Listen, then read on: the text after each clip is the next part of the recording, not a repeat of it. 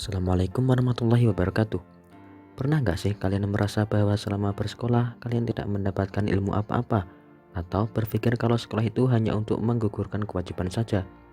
Kalau kalian merasa seperti itu, mari kita cari solusinya dengan cara mengaji bersama di video ini. Pengkajian ini saya dasarkan pada sebuah buku atau kitab yang berjudul Ta'lim Muta'alim karangan Burhanuddin Az-Zarnuji yang sudah terkenal di kalangan pondok pesantren.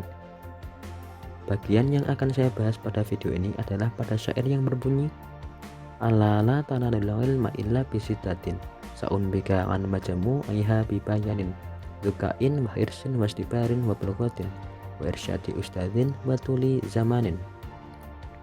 Untuk memulai pembahasan ini, saya ingin memberikan sebuah analogi tentang kendaraan. Sepeda motor memerlukan bahan bakar untuk dapat berjalan. Selain itu dibutuhkan juga perangkat keras yang lainnya, misalkan piston dan juga roda atau ban. Nah, benda-benda itu mutlak harus ada sebagai syarat bagi sepeda motor agar dapat berjalan dan menjalankan fungsinya sebagai alat transportasi. Sebagaimana perumpamaan ini, proses mencari ilmu juga membutuhkan beberapa syarat. Syarat-syarat ini diperlukan supaya ilmu yang telah dipelajari selama di sekolah menampakkan fungsinya, seperti sepeda motor yang menampakkan fungsinya sebagai alat transportasi setelah berbagai syaratnya terpenuhi. Adapun syarat-syarat untuk mencari ilmu menurut kitab Ta'lim Muta'alim karya Burhanuddin Az-Zarnuji ini ada 6. Yang pertama ada zukain, yang kedua ada hirsin, yang ketiga ada istibarin, yang keempat ada bulghatin, yang kelima ada irsyadi ustadzin, dan yang terakhir adalah tuli zamanin. Sedangkan arti dari masing-masing istilah ini dalam bahasa Indonesia adalah cerdas untuk zukain, semangat untuk hirsin, kesabaran untuk istibarin, biaya untuk bulghatin, petunjuk guru untuk irsyadi ustadzin, dan jangka waktu yang lama untuk tuli zamanin. Oke, langsung saja kita ke syarat menuntut ilmu yang pertama, yaitu zukain, atau yang dalam istilah bahasa Indonesia berarti kecerdasan.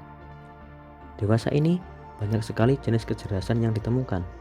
Menurut Howard Gardner yang seorang peneliti Harvard University, kecerdasan manusia dibagi menjadi 9. Di antaranya adalah kecerdasan linguistik, logis matematis, visual, spasial, dan lain sebagainya. Kecerdasan-kecerdasan ini digunakan sebagai modal awal untuk mempelajari sebuah ilmu. Oke, sekarang kita bahas kecerdasan pertama, yaitu kecerdasan linguistik. Apa itu kecerdasan linguistik? Kecerdasan linguistik adalah kecerdasan yang berkaitan erat dengan kata-kata, baik lisan maupun tulisan. Biasanya, orang dengan kecerdasan ini mempunyai kemampuan berbicara yang baik dan efektif, pandai bercerita, mudah mempengaruhi orang lain melalui kata-katanya, cepat menangkap informasi lewat kata-kata, dan juga memiliki kosakata yang banyak sekali. Untuk cara belajar seorang pembelajar dengan tipe ini, disarankan menggunakan teknik pengucapan dan pendengaran materi pembelajaran. Contohnya adalah storytelling. Sementara penerapannya di lingkungan pondok pesantren terdapat pada kegiatan mau'idhah hasanah, di mana pembelajar atau santri dituntut untuk melakukan pidato atau orasi di depan orang banyak, sehingga dia akan terbiasa untuk berkomunikasi dalam rangka mengajak kebaikan. Kecerdasan yang kedua adalah kecerdasan logis matematis, di mana kecerdasan ini erat kaitannya dengan kemampuan seseorang dalam mengelola angka. Jadi orang dengan kecerdasan ini antara lain suka melakukan trial dan error, suka menduga-duga, memiliki rasa ingin tahu yang besar atau selalu penasaran, serta suka mengklasifikasikan benda-benda yang memiliki kesamaan sifat. Untuk memudahkan pembelajaran bagi orang yang memiliki kecerdasan logis matematis, disarankan untuk memberikan stimulasi berupa permainan misteri atau kuis, pemecahan masalah, dan penyajian materi secara nyata. Contoh pemfasilitasan untuk cara belajar tipe kecerdasan ini di lingkungan pesantren nampak pada saat kegiatan Bahsul Masail, di mana pembelajar dibentuk dalam kelompok-kelompok kecil untuk kemudian mencari solusi atas masalah yang diajukan secara logis berdasarkan data dan dalil yang akurat.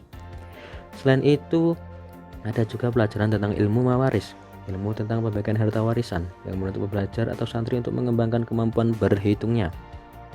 Kecerdasan yang ketiga adalah kecerdasan visual spasial, yang mana kecerdasan ini berhubungan dengan kemampuan seseorang untuk menangkap warna, arah, dan ruang secara akurat serta mewujudkan penangkapannya itu ke dalam bentuk lain seperti lukisan, dekorasi, atau arsitektur.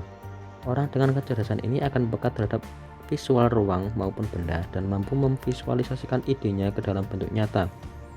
Disarankan para guru untuk membantu mengembangkan kecerdasan muridnya dengan membuat program melukis, menyusun potongan gambar, dan menyediakan miniatur benda-benda. Kecerdasan ini di kalangan pondok pesantren dilatih dengan cara melukis kaligrafi.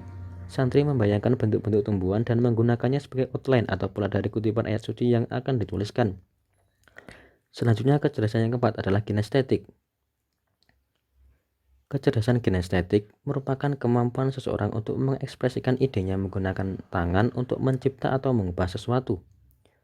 Orang dengan kecerdasan ini akan menonjol kemampuan fisiknya dibandingkan dengan yang lain, suka bergerak, senang beraktivitas pada kegiatan yang mengandalkan gerak, serta luwes dan lentur dalam melakukan gerakan tarian. Pembelajar yang memiliki kecerdasan ini dapat difasilitasi dengan memberi kesempatan mereka untuk leluasa bergerak. Dalam lingkungan pesantren, seringkali ada kegiatan bela diri yang mana tujuannya adalah untuk mengembangkan kecerdasan kinestetik para santri. Sekian pembahasan video kali ini. Untuk pembahasan jenis kecerdasan yang lainnya bisa ditonton pada video berikutnya. Terima kasih. Wassalamualaikum warahmatullahi wabarakatuh.